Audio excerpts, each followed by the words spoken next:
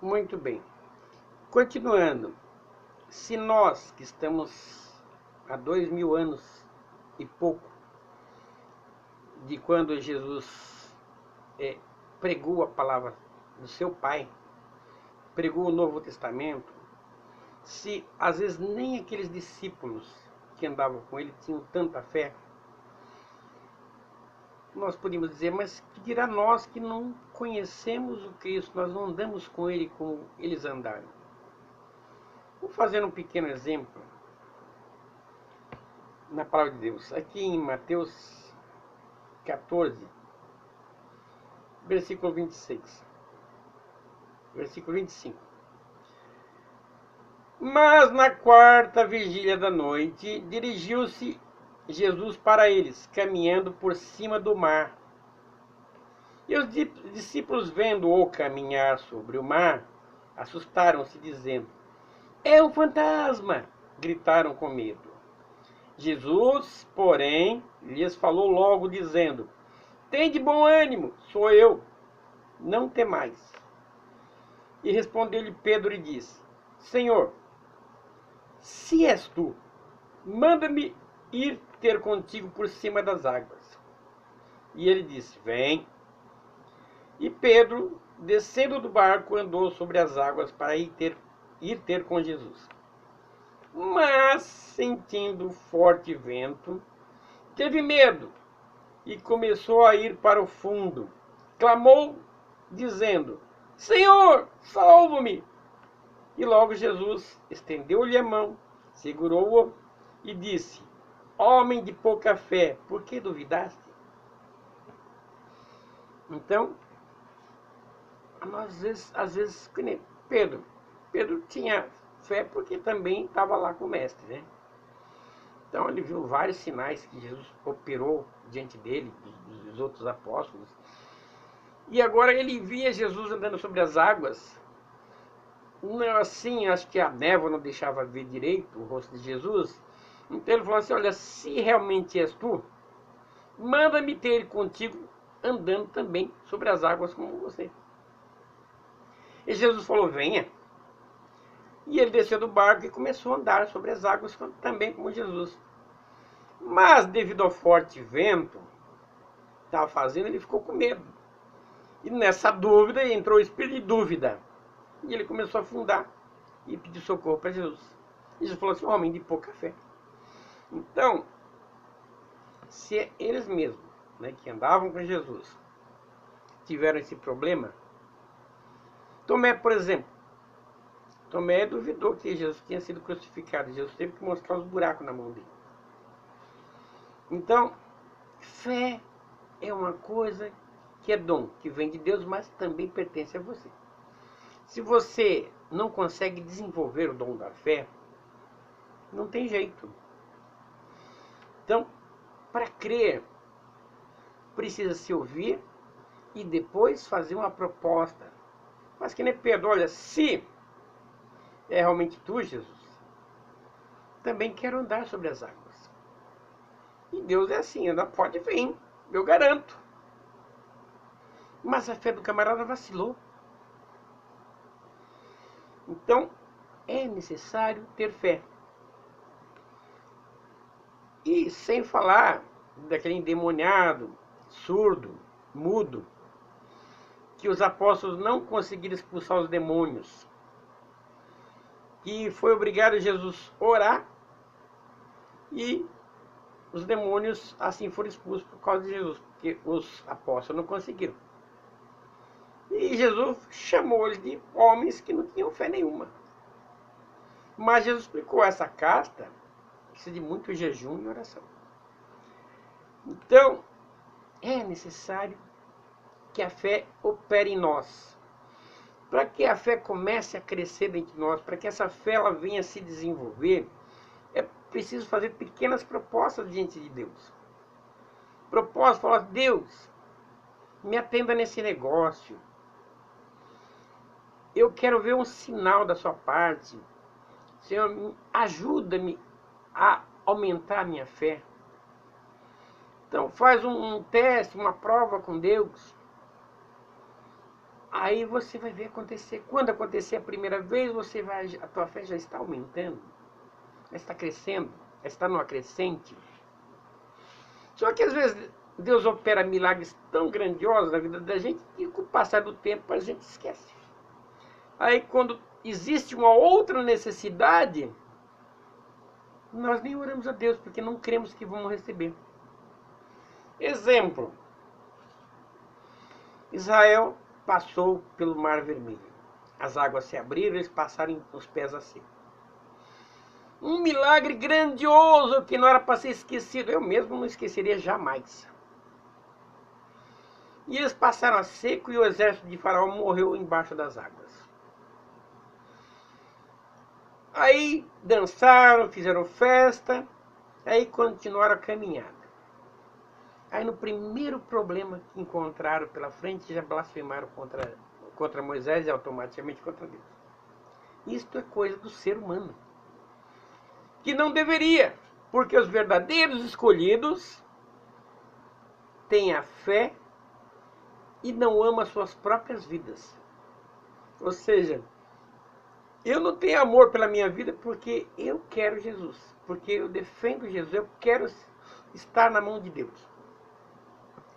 Então, muitas vezes acontece isso. Mas, se você é um escolhido, porque Jesus falou assim, muitos serão chamados, mas poucos serão os escolhidos. Será que você é um escolhido? Jesus falou assim, olha, pela árvore, pelo fruto se conhece a árvore. Que fruto você anda produzindo? Está produzindo espinho, cardos e espinhos? O que você anda produzindo?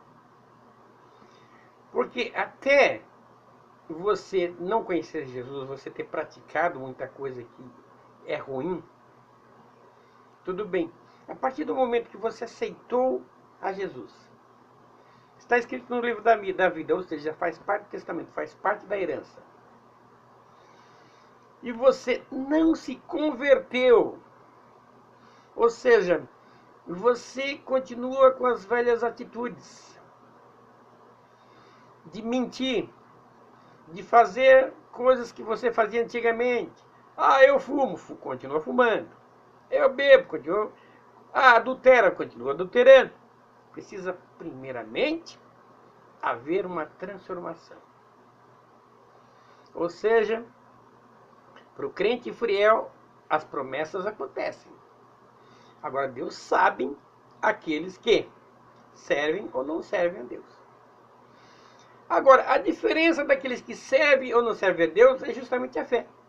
Se eu tenho a fé que meu Criador tem preparado para mim uma morada eterna, jamais eu vou fazer alguma coisa aqui que me tire dessa herança. Eu vou continuar andando nos caminhos sobre a palavra de Deus, andando nos caminhos que Deus nos ensinou na palavra. Uma vez aceito a Jesus, tem que haver uma conversão. Não adianta você estar direto na igreja e continua da mesma forma. Fuma, bebe, fala mentira, rouba e se prostitui. Não procura ter conhecimento da palavra. Então, muitos serão chamados, mas poucos escolhidos. Os chamados, geralmente, querem andar na porta larga. Ou seja, rumo a facilidades.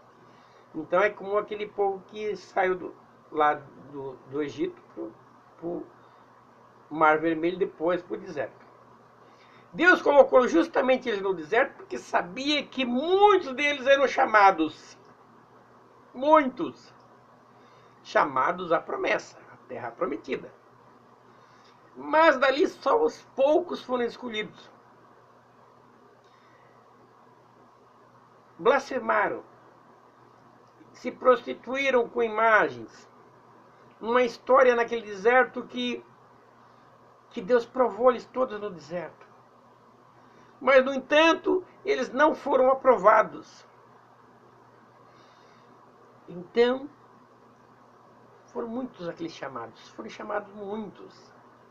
Mas só os escolhidos entraram na terra da promessa. Foi obrigado a passar 40 anos no deserto, sendo que em uma semana eles estariam na terra prometida. Mas Deus provou eles no deserto. Deus não estaria provando você? Então, se você tem fé, você é um escolhido. Se você não tem fé, você vai blasfemar como eles. Olha, o primeiro problema que encontraram, blasfemaram contra Deus. É problema de água, é problema de fome. Então, continuaram nos velhos caminhos. Inclusive, saíram da escravidão e se soltaram achando que podia fazer tudo. Se Deus colocou eles lá no cativeiro, é para procurar neles o melhor deles. Olha, vocês não têm vontade própria, ou seja, seu livre-arbítrio não existe. Quando estiverem esses 400 anos no Egito, vocês não têm livre-arbítrio. Quem manda em vocês é outra pessoa. Vocês vão sofrer chicotada, vai fazer o que eles querem e não o que você quer. E graças a isso, uma nação cresceu tremendamente dentro da escravidão. Se multiplicou. Porque se Deus deixasse eles livres, logo no comecinho, não existiria uma sequer pessoa para herdar a promessa. Então, você está no deserto. Porque Deus chama a muitos. Tem até aqueles que são chamados, já vem em berço de ouro, já não aceitei Jesus por outro motivo qualquer aí, talvez uma enfermidade, sei lá. E tá lá gozando do bem do melhor. E, no entanto, não é uma pessoa piedosa, não é uma pessoa caridosa, é uma pessoa que pega seus bens e divide com os outros. Ele tem a vida própria e, eu sou cristão, é que eu sou abençoado. Não entende que sem fé. Porque a fé manda que ele distribua seus bens por todos os irmãos. Cadê o amor e a caridade? Então, são muitos os chamados, mas poucos escolhidos. Então, esta questão da bênção e da maldição é uma coisa indiferente. Por quê? Porque o camarada é rico, é cheio da grana, tem tudo do bom e do melhor, ele é um cara abençoado. Não. Você é abençoado pela promessa. E na promessa, Deus tem coisas grandiosas para você. E se ele resolver que desse lado da vida você pode gozar de algumas coisas, assim será. Mas são muitos poucos. O próprio Jesus falou assim, é mais fácil um camelo passar no fundo de uma agulha do que um rico entrar no reino dos céus. Então são poucas as exceções. No entanto, nós temos visto a pregação do evangelho de riqueza, de prosperidade. As igrejas pregam que Deus não tem prazer na miséria, não tem prazer em ver você comendo pão que o diabo amassou, não tem prazer em... E aí acaba inventando o evangelho da prosperidade. E diz que aquele que é crente, mas anda na pobreza, não é um abençoado. É uma pessoa que vive em desgraça porque não tem a bênção de Deus. Um evangelho errado. Um evangelho errôneo. Porque no Testamento, antes que Jesus pegou os seus apóstolos, esses apóstolos divulgou o evangelho sobre toda a face da terra conhecida. Aqueles que entravam para a fé, os que eram ricos, vendia tudo que possuía e dividia. Não tinha, entre eles não existia aquele rico. Não existia. Tinha aquele que tinha os bens, mas dividiu entre os... Porque isto é uma proposta de amor. Então, errou-se se falar que riqueza entre os crentes é uma coisa boa, ou seja, uma coisa maravilhosa que Deus abençoou. Ou seja, o restante não tem bênção, então está fora da graça. Bom, vamos continuar isso aqui no próximo capítulo.